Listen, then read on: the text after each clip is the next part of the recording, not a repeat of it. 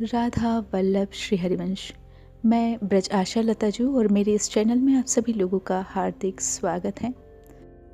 कल का प्रवचन तारीख 5/1/2024 समस्त मनोकामना पूर्ण करने वाली श्री जी की एक एक सेवा का अद्भुत फल। मेरा कैचिंग पॉइंट है, हम क्या ऐसा करें कि जिससे हम गुरुदेव के साथ सदा सदा के लिए रहें। यहाँ पे गुरुदेव के साथ सदा सदा रहने का मेरा तात्पर्य जो है, उनके ये जो स्थूल जो शरीर हैं, जो उनका ये मानव देह हैं, उसके विषय में मैं नहीं कह रही हूँ। मैं उनका जो दिव्य चिन्मय रूप, उनका जो स्वरूप देह हैं, उनका जिस भाव में वो स्थित हैं और जहाँ उनकी हमेशा के लिए प्राप्ति होनी है, जहाँ वो हमेशा स्थित रहेंगे, वो नित्य सेवा में जो भी उनका सहचरी का स्वरूप है, उनके साथ हम सदा सदा कैसे रहें, मैं इसकी बात कह रही हूँ। तो यहाँ पे श्री महाराज जी ने हमको बताया है, तो हम श्री महाराज जी के श्रीमुख से सुनते हैं। ज्ञान मार्ग, अष्टांग योग, कर्म योग, इनमें साधक की स्वतंत्रता होती है। वो जो साधन करता है उसी का फल उसको प्राप्त होता है। जितना करता है उतना ही वो प्राप्त करता है। पर जो समर्पण, शरणागति, भक्ति मार्ग हैं, ये आराध्य देव की अधीनता से पूर्ण होता है। इसमें आराध्य देव की कृपा होती है। इसलिए साधक के साधन पक्ष को देखते हुए फल नहीं दिया जाता। साधक की अधीनता, समर्पण को देखते हुए ही फल दिया जाता है। तो अगर आप इस बात पे ध्यान दें तो ये बहुत ही बड़ी जोरों की बात है। यहाँ पे हमने शरणागति की तो सब कुछ अपने आप मिल गया। उसमें हमको और कोई अलग से साधना करने की कोई आवश्यकता ही नहीं है। यानी कि गुरुदेव की शरणागति करके उनकी आज्ञा का पालन कर दिया तो हमारा काम बन गया। ये एकदम स्पष्ट रूप से यहाँ पे समझा दिया गया। यद्यपि उसमें त्रुटियाँ हैं, अजितेंद्रिय हैं, थोड़ा विषय प्रियता भी है, पर वो अपने आराध्य की अनन्य वृत्ति को धारण करना चाहता है तो उसको परम पद निश्चित मिलेगा। आगे श्री महाराज जी बोलते हैं कि भजन का फल है सेवा। हमारे मार्ग में सेवा ही सबसे बड़ी सिद्धि है। आचार्य चरण कह रहे हैं कि हमको वृंदावन के कुंज में सोहनी लगाने वाली बना दीजिए या तो सोहनी बना दीजिए।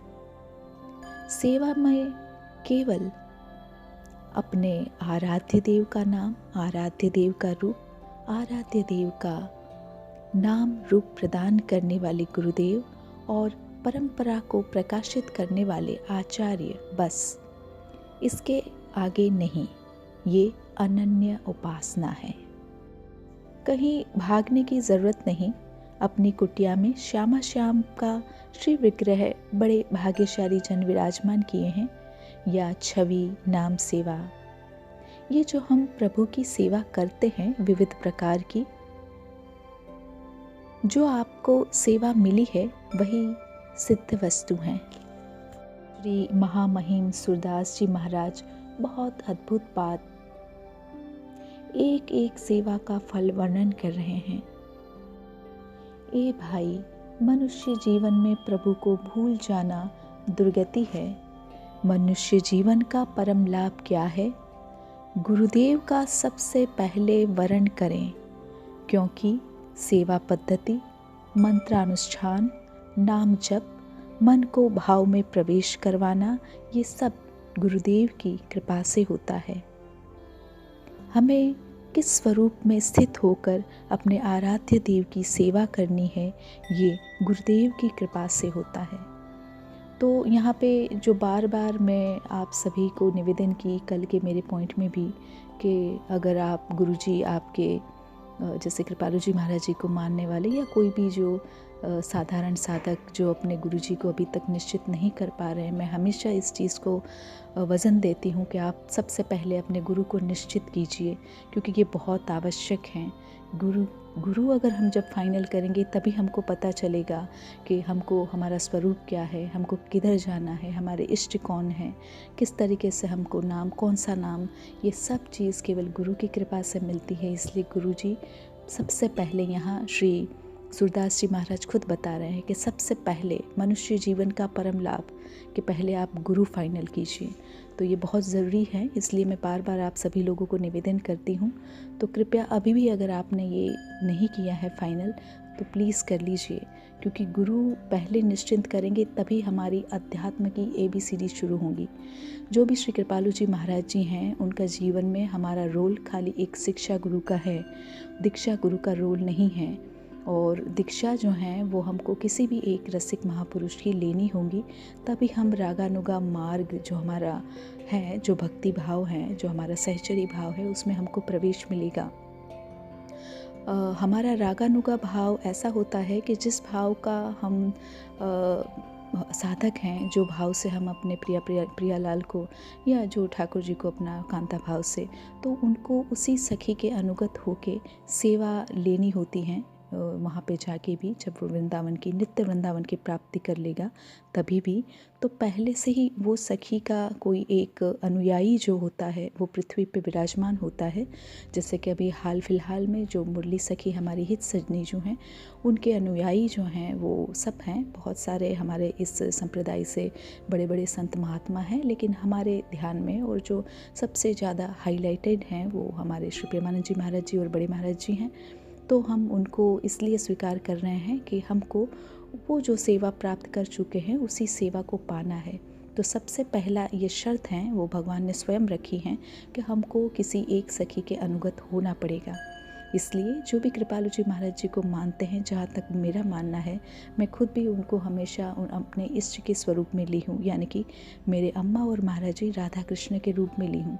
तो जब वो इष्ट हैं तो भी हमको डायरेक्ट उनकी सेवा नहीं मिलने वाली है, हमको उनकी सेवा के लिए किसी एक सखी का अनुगत होना ही पड़ेगा। तो वो सखियाँ जो हैं, इनका विविध स्वरूप हैं। ललिता सखी हैं, मुरली सखी हैं और चित्रा सखी हैं, रंग देवी सखी हैं। तो कोई भी एक सखी को हम फॉलो करेंगे तो वो सखी हम पे कृपा करके उनकी सेवा हमको देगी। आपने सुना होगा श्री महाराज जी, कृपालु जी महाराज जी खुद ही बताते हैं कि डायरेक्ट जीव को उधर सेवा नहीं मिलनी है, गुरु जी के माध्यम से ही मिलनी है।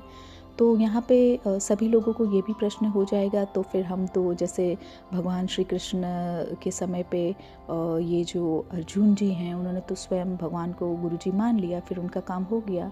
तो इतना ध्यान रखें कि अर्जुन जी जो हैं उसको भगवत प्राप्ति खाली भगवान को प्राप्त कर लेना था, उनको कोई सखी सहचरी भाव नहीं चाहिए था।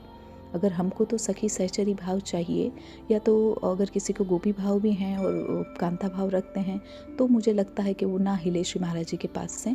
पर जो एक अपना एक भाव में भावित होकर उनको सेवा प्राप्त करनी है, तो वो बिना किसी सखी को फॉलो किए हुए कैसे वो प्राप्त कर लेगा? वो तो ना मेरी समझ में आता है, ना किसी रसिकों के सिद्धांत में आता है। तो वो आप लोग मेरे से ज़्यादा समझदार हैं, आप समझ लीजिए। तो मैं अभी इसका विस्तार नहीं करूँगी, क्योंकि इस विषय में फिर बहुत कमेंट्स भी होती हैं और मेरा एक्चुअली मैं इतना समय नहीं दे पाऊँगी, और इसलिए मुझे कमेंट भी शायद ऑफ ही करनी पड़े। मेरा इंटेंशन खाली मैं जितना जानती हूँ और मेरे जहाँ जहाँ गलतियाँ हुई उसको आप ना दोहराएं, और आपका ये जो स्पिरिचुअल जर्नी है वो फटाफट हो और आप मेरे अनुभवों से प्रेरित हो, आपको अच्छा लगे, आपका भी अपने गुरुजी के प्रति, राधा रानी के प्रति भाव बढ़े। बस ये इंटेंशन है। मैं आप सब लोगों को दो हाथ जोड़ के रिक्वेस्ट करती हूँ कि इसके अलावा और कोई भी मेरा इंटेंशन नहीं है, आप ना समझें। मैं दोनों के दोनों मेरे प्राण जीवन है। ना कृपालु जी महाराज को मैं कभी छोड़ सकती हूँ, ना मैं अपने बड़े बाबा को, ना मैं प्रेमानंद जी महाराज जी को छोड़ सकती हूँ। वो सब एक ही एक हैं, तो उनमें कोई छोटा बड़ा ये सब झंझट में मुझे नहीं पड़ना है। मैं बस खाली आप लोगों को ये क्लियर कर रही हूँ कि किस तरीके से हम ईज़िली उनकी सेवा को प्राप्त कर लेंगे।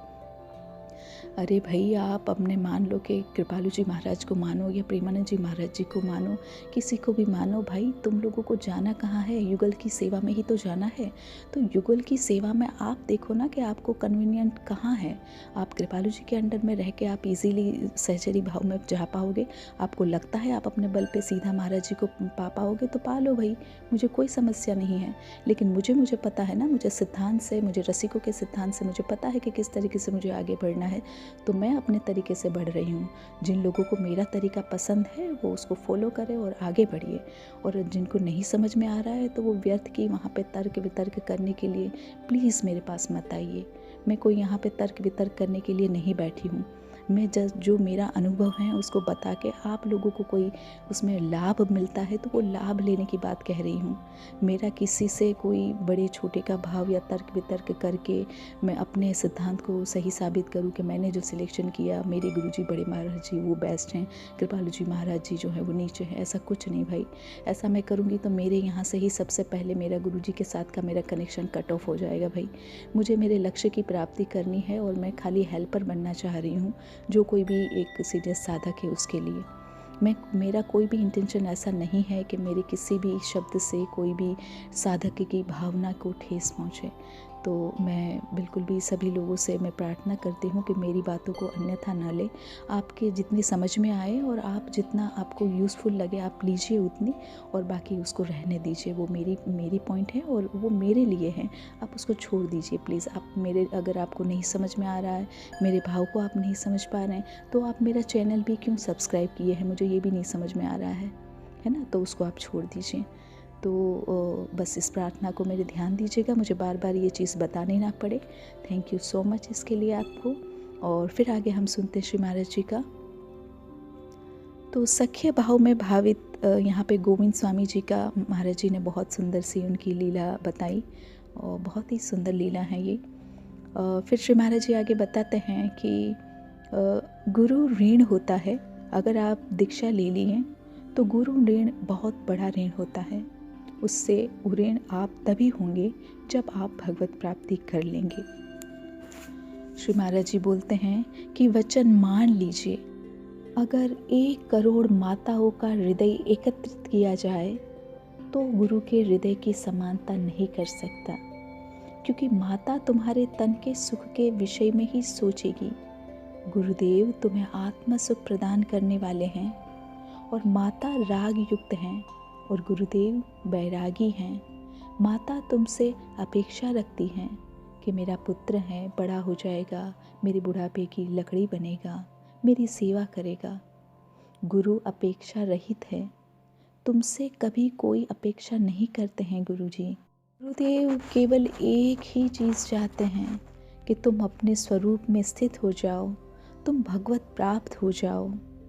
सूरदास जी कहते हैं, जिन पर प्रभु की विशेष कृपा होती है उनके मन में ये बात आती है, नहीं हमारा जीवन तो गुरु आज्ञा में चलेगा।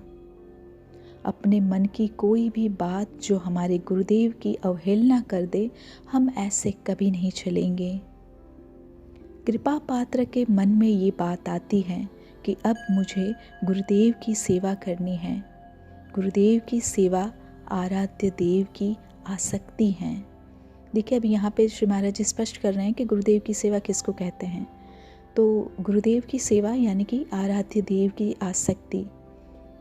अंदर की बात समझ लीजिए, श्री महाराज जी बता रहे हैं, आराध्य देव का नाम जप करना, आराध्य देव की सेवा में रहना, आराध्य देव में लगना, ये गुरु की सेवा है। अगर आप गुरु के चरण दबा रहे हैं, आप वस्त्र धो रहे हैं और आप आराध्य देव का भजन नहीं कर रहे हैं, ध्यान रखना, गुरुदेव की आज्ञा के अनुसार नहीं चल रहे हैं, तो ये सेवा सुकृत हो जाएंगी, भगवत प्राप्ति करवाने वाली नहीं बनेगी। बिल्कुल सत्य विषय समझ लीजिए। दूर हो गुरु के, छू भी नहीं पाते हो, 2-4 महीने में कभी दर्शन होते हैं, लेकिन आप उनकी आज्ञा में हो तो आप निश्चिंत, आखिरी परिणाम गुरु का सानिध्य मिलेगा। जहाँ गुरुदेव विराजमान भाव देह से होंगे, वहीं तुम्हें उन्हीं की सेवा में सदैव उन्हीं के साथ रहने को मिलेगा। तो अच्छे से समझ लीजिएगा, इस पॉइंट को रिपीट कर लीजिएगा एक बार। आगे श्री महाराज जी बोल रहे हैं कि साथ रह रहे हो, अवज्ञा कर रहे हो, मनमानी कर रहे हो, कभी साथ नहीं रह पाओगे। दूर रह रहे हो, आज्ञा पर चल रहे हो, सदा सदा के लिए साथ रह जाओगे, ध्यान रखना। आगे श्री महाराज जी पद बता रहे हैं और श्री सूरदास जी का, यही देह सो सुमिरो देवा। तो यहाँ पे श्री महाराज जी बोल रहे हैं कि आपको भाव देह तो प्राप्त नहीं हुई ना, यही देह है ना, तो यही देह सो सुमिरो देवा, देहधारी करिए अब सेवा। तो यहाँ पे आगे श्री महाराज जी उन्हीं के पद से, जो हम इस शरीर से अपने घर में श्री विग्रह की स्थापना करके जो सेवा करते हैं, और मेरे ख्याल से जो छवि चित्रपट रखे हैं और उनकी सेवा करते हैं, तो उन सेवाओं का क्या फल, उन सारे फल का यहाँ पे वर्णन कर रहे हैं श्री महाराज जी। तो बता रहे हैं कि प्रातःकाल जब भी आँख खुली तो सबसे पहले गुरु चरणों में प्रणाम करना है, फिर अपने आराध्य देव का नाम मंत्र जो है वो जपना है। गृहस्थ में है तो स्नान के बाद, और विरक्त में है तो हर समय पावन है, शैया से उठकर भी कर जैसे ही गुरुदेव को प्रणाम करें और मंत्र जाप प्रारंभ कर सकते हैं। और जब शौच आदि जाने का हो तो नित्य कर्म क्रियाएं करके अपना फिर जब चाहें फिर से मंत्र कर सकते हैं। और गृहस्थ हैं तो स्नान और जैसे पवित्र होने के बाद फिर अपना अलग आसन में बैठकर मंत्र जाप करना होता है। आगे श्री महाराज जी बोलते हैं कि हमारी प्रार्थना है कि कभी भगवान से लौकिक वस्तुएं मत मांगना, अपने आप हर आवश्यकता वो पूरी करना शुरू कर देंगे। आप मांगोगे तो वो निश्चित हो जाएंगे, आप नहीं मांगोगे तो वो चिंतित हो जाएंगे कि ये तो कभी मांगता ही नहीं, अब इसको इस समय क्या आवश्यकता है, वो खुद पक्का। श्री महाराज जी बोल रहे हैं कि पूरे जीवन के अनुभव की बात, जब जहाँ व्यावहारिक पारमार्थिक रक्षा करनी हुई तब सरकार ने रक्षा की है। जहाँ उनको संभालना हुआ है, देना हुआ है, जो पोषण करना हुआ है, वो सब वो योग और क्षेम बहुत अच्छे से करते हैं। अब प्राप्त की प्राप्ति करवाना यानी योग, और प्राप्त की रक्षा करना यानी क्षेम, दोनों मेरे प्रभु बहुत अच्छे से करते हैं। इसकी चिंता मत करना, ऐसा मांगो कि हमारा चित्त निरंतर आपसे जुड़ा रहे। आगे श्री महाराज जी बोलते हैं कि ठाकुर जी के पास पहुँचे पर्दा खोलने से पहले दंडवत या पंचांग प्रणाम करें। तो जहाँ तक मेरी जानकारी है, जो पुरुष वर्ग हैं उनको दंडवत प्रणाम करना होता है, और जो स्त्री वर्ग हैं उनको पंचांग प्रणाम करना होता है। तो आगे श्री महाराज जी बोल रहे हैं कि परम धाम की प्राप्ति होगी। तो ये सूरदास जी के ही पद में लिखा हुआ है। भगवान व्यास देव जी महाभारत में कह रहे हैं, एक बार श्री कृष्ण को साक्षात दंडवत कर लें तो 10 अश्वमेध यज्ञ की और ब्रज स्नान का फल उनको मिल जाता है, और 10 अश्वमेध यज्ञ की और ब्रज स्नान का फल तो स्वर्ग दे देगा, और फिर वो यज्ञों का फल जो है वो भोगने के बाद मृत्यु लोक में वो आ जाएगा। पर जो भगवान श्री कृष्ण को प्रणाम किया है, कृष्ण प्रणामी न पुनर्भवाय, तो यहाँ पे श्री महाराज जी मेरे ख्याल से ही समझाना चाह रहे हैं कि न पुनर्भवाय यानी कभी जन्म नहीं लेता है दूसरी बार। फिर आगे श्री महाराज जी बोल रहे हैं कि फिर थोड़ी देर शांत होके अपने गुरु प्रदत्त सखी सहचरी भाव का ध्यान करें। आगे श्री महाराज जी बोल रहे हैं, अभी देखिए मैं पूरा सीक्वेंस में नहीं ले रही हूँ, क्रम से पूरा नहीं बता रही हूँ, मैं तो खाली पॉइंट्स ही बता रही हूँ। ठाकुर जी को कीर्तन जो सुनावें, तो उनके लिए बोला गया कि आप कीर्तन कर रहे हैं तो आपके अंदर भाव होना चाहिए कि प्रिया प्रियतम को सुनाने के लिए हम कर रहे हैं। ताको ठाकुर निकट बुलावे, अरे वाह तो ये सूरदास जी ने कहा कि ठाकुर को कीर्तन जो सुनावे, ताको ठाकुर निकट बुलावे। अच्छा, तो हमको तो निकट बुलाने वाले लग रहे हैं।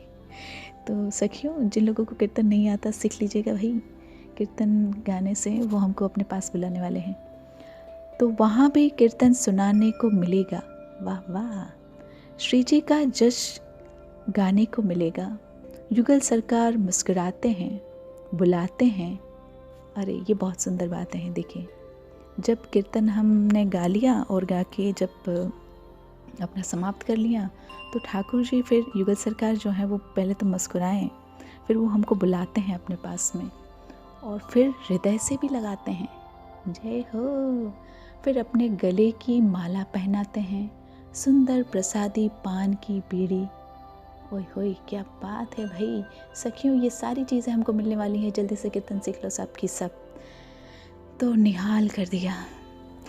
तो आगे श्री महाराज जी बोल रहे हैं कि हरि मंदिर में जो दीपक करे, तो जो दीपक सजा के रखता है और वो कभी अंधकूप में संसार में दोबारा जन्म नहीं लेता, उसके अंदर सुंदर प्रेम का दीप प्रकाशित हो जाता है। प्रेम का ऐसा प्रकाश प्रिया प्रियतम के समीप पहुंचा देता है। आगे श्री महाराज जी बोल रहे हैं कि प्रभु को भाव चाहिए। भाव बहुत कीमती चीज़ है। तो यहाँ पर श्री महाराज जी ने हमको समझाया कि जब भी हम कोई भी सेवा, जो हमारी प्रकट सेवा होती है ना, जो हमारे पास युगल सरकार हमने अगर विराजमान किए हैं या तो हम चित्रपट की सेवा कर रहे हैं, तो उनको साक्षात ही मान के उनकी सेवा करनी है। देखिए, उसके लिए बहुत सुंदर सा दृष्टांत जयमल जी का। तो उन्होंने अपने ठाकुर जी को मतलब उनको शैया से इनको समझ में आया कि मैं तो इतनी बढ़िया महल में हूँ, हवा है इसमें, ऊपर कितना हूँ, और हमारे ठाकुर जी को मैं कहाँ विराजमान किया हूँ। तो उन्होंने अलग से एक महल बनाया अपने युगल सरकार के लिए, और वहाँ पे बस जाके वो सेवा करते थे और ठाकुर जी को सुला के युगल सरकार को आ जाते थे। तो फिर उनकी रानी को जो है वो डाउट हो जाता है, फिर वो जाती है वहाँ पे देखने के लिए, तो सच में साक्षात प्रियालाल जो है वो वहाँ पे शयन कर रहे होते हैं। अब आप सोचिए कितनी कृपा कि जो सेवा कर रहे हैं उनको तो बेचारे को दर्शन नहीं हुए। ये यहाँ पे महाराज जी स्पष्ट किए हैं कि उन्होंने तो देखा ही नहीं था। जयमल जी तो फिर जब सुना कि उनकी पत्नी को मतलब साक्षात दर्शन हुए, तो वो तो उल्टा उनकी तारीफ़ करने लगे, उनके चरणों में गिरने लगे। तो यहाँ पे श्री महाराज जी एक चीज़ और भी बताते हैं कि जो संबंध से, यहाँ पे देखिए श्री महाराज जी बोले कि संबंध से भगवान बहुत जल्दी रीझते हैं। तुकाराम जी की जो पत्नी थी उनको भी पहले दर्शन हो गए तुकाराम जी से पहले। तो ये पॉइंट जो है वो हाईलाइट किया है श्री महाराज जी ने भी, और मैंने भी यहाँ कर दिया। तो यहाँ पे एकदम क्लियर हो गया कि अगर हम अपना वास्तव में ये भाव रखें कि हम प्रियालाल को साक्षात ये सारी उनको ये सेवाएं अर्पित कर रहे हैं, तो वास्तव में प्रियालाल जो है वो ग्रहण करते हैं। ये प्रमाण दिया श्री महाराज जी ने, और ऐसे तो कई प्रमाण भरे पड़े हैं सब शास्त्र वेदों में, है ना। तो हमको बिल्कुल भी कभी ये नहीं मानना चाहिए कि ये बस खाली बाहरी सेवा है और अंदर का तो जो है वो भाव देह से ही होगा, और ये सब ये बात नहीं है। जो बाहरी सेवा है वो भी प्रकट सेवा जो है वो भी वही सेवा का फल देती है। हाँ, पर शर्त ये है कि भाव से हो और वास्तव में आपने वो भाव रखा हुआ हो कि ये मेरे साक्षात युगल सरकार ही है। यहाँ पे जयमल जी ने अपना भाव पूरा रखा हुआ था कि ये मेरे युगल ही हैं। तो ये भावना तो भी मेन है। यहाँ पे श्री महाराज जी ने बोल दिया कि प्रभु को भाव चाहिए। भाव बहुत कीमती चीज़ है, तो इसको माइनस नहीं कर सकते। आगे श्री महाराज जी जो हैं वो शेठ शगाल शाह करके एक बहुत बड़े प्रसिद्ध जो हैं वो दानी महापुरुष हो गए, तो उनके विषय में बताए हैं। एक्चुअली जहाँ तक मुझे पता है ये शेठ संगाल शाह जो हैं वो गुजरात में, मेरी जन्मभूमि जो जूनागढ़ है वहाँ में एक तहसील है बिलखा, वहाँ पे ये हो गए हैं। तो मुझे लग रहा है कि महाराज जी को थोड़ा सा वहाँ पे हो सकता है कि वो खाली बहुत सारे संतों की बताते रहते हैं तो उनको थोड़ा मिक्सअप हो गया है। महाराष्ट्र का महाराज जी ने कहा, एक्चुअली महाराष्ट्र से नहीं है, ये बिलखा जूनागढ़ से, सौराष्ट्र गुजरात से हैं। तो मैं तो बचपन से ही उनके बारे में बहुत सुनी हूँ, और वहाँ पे आज भी जो उनका महल था वो आज भी हैं, और जो उन्होंने अपने बच्चे को उनका सिर जो है वो वैसे नहीं, वो कूटने वाला, उसमें कूट के अपने जो साधु सेवा करी थी वो कूटने वाला, क्या बोलते हैं उसको भाई हिंदी में, है ना, तो वो भी अभी तक वहाँ पे है, एज इट इज़ रखा हुआ है। तो बहुत इंटरेस्टिंग ये भी एक चरित्र है। अगर मैं उसको शॉर्ट में बताना चाहूँ तो मैं जल्दी से बता देती हूँ। तो जहाँ तक मैं जानती हूँ, ये सेठ शंगाल शाह जो हैं वो कर्ण का अवतार था, और कर्ण का ये आखिरी अवतार हैं। और जब वो कर्ण यहाँ से, जब उनका जैसे शरीर जो है वो स्वर्गलोक पे पहुँचा, तो देखा कि उनको वहाँ पे जो है वो भोजन प्रसाद नहीं मिल रहा था, और उनको हर जगह स्वर्ण ही स्वर्ण दिया जा रहा था। फिर भगवान से वो पूछते हैं तो बोलते हैं कि अरे भाई, आपने तो ज़्यादा स्वर्ण का ही दान किया है, तो अभी आपको तो जो है वो अब यहाँ पे भी स्वर्ण ही मिलेगा। तो बोले कि ओहो, तो फिर कैसे, मेरे को तो भोजन भी चाहिए, इसके लिए तो फिर क्या मुझे अन्नदान करना होगा। ठीक है, फिर तो मैं अन्नदान करने के लिए प्रभु आप मेरे को और एक बर्थ दे दीजिए और एक जन्म दे दीजिए, और मैं अन्नदान करूँगा फिर पृथ्वी पे जाके। तो फिर यहाँ पे ये सेठ शंगाल शाह के नाम से जो है वो जन्म लेते हैं जूनागढ़ बिलखा गांव में। और फिर वो बहुत बड़े अन्न के दाता बनते हैं, और उनकी जो वाइफ है, उनकी जो पत्नी है, उनका नाम चंगावती है। और ये दोनों बहुत ही अच्छे, बहुत ही रिच फैमिली हैं दोनों, जैसे एक राजा की तरह उनका सारा वैभव है, और दोनों के दोनों जो हैं वो खूब दान कर रहे हैं।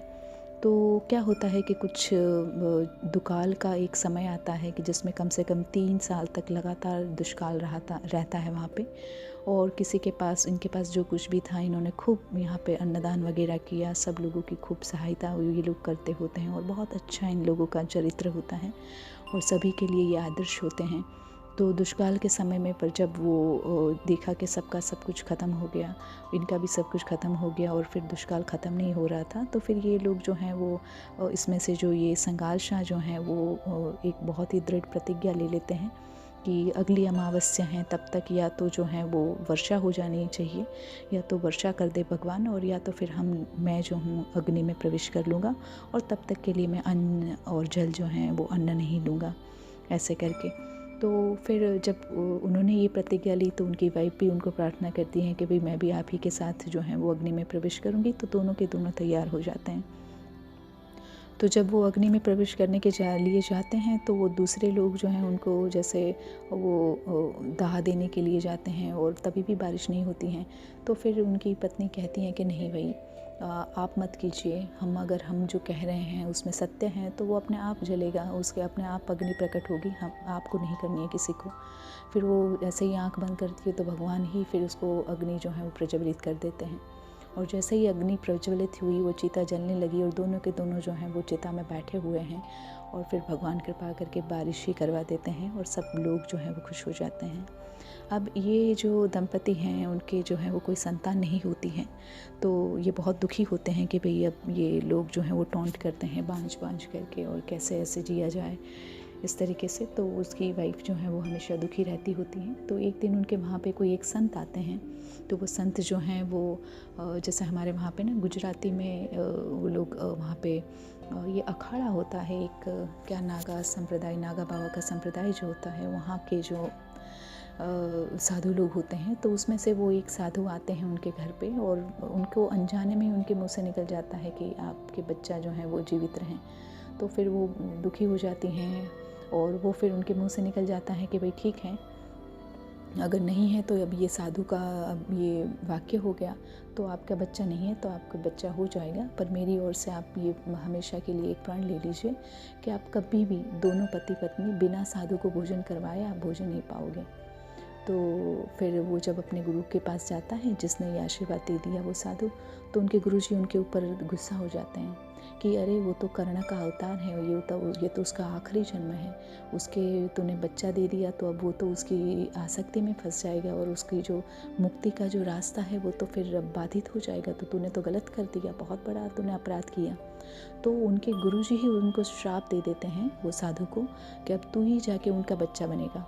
तो फिर वो शाप से वो होके फिर वो सीधा जो है वो उनके जो रानी उनकी होती हैं, क्या नाम है उनका, चंगावती, तो उनके गर्भ में वो चले जाते हैं, और फिर उनको ये बच्चा होता है जिसका नाम चेलैया है। तो बच्चा भी बहुत संस्कारी, क्योंकि माँ बाप संस्कारी और दूसरे अगले के जन्म में वो खुद ही जो है वो बेचारा तो साधु था खुद, तो वो बहुत संस्कारी बच्चा है।